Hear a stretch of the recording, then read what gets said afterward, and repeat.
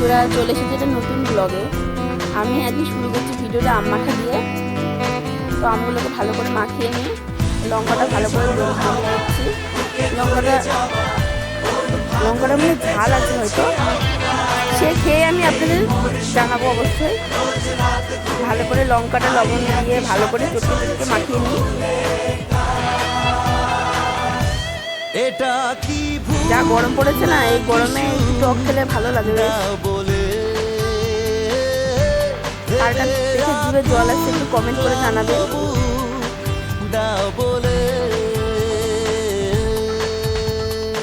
আম মাখাটা ভালো করে মাখিয়ে নিই। এবার আমি কিছুটা বাটিতে তুলে রাখবো, কারণ আমি একা খাবো না, আমার দাদাকে দিয়েই আমি খাবো। ওকে না দিয়ে আমি কিছু খাই না, ওকে দিয়েই তবেই আমি খাই। এবার আমি আপনাদের জানাবো যে আম মাখাটা কেমন হয়েছিল খেতে। আমটা একটু টক টক ছিল, একটু ঝাল হয়েছিল।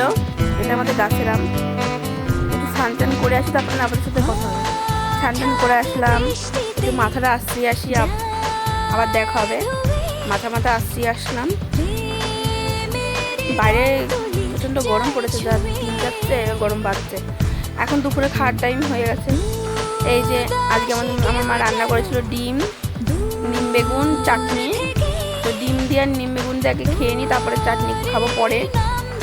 এই যে চাটনি খেতে অবশ্য পাঁপড় হলে ভালো লাগতো, তো আজকে তোর পাঁপড় করেনি, চাটনিটা শুধুই খেতে হবে।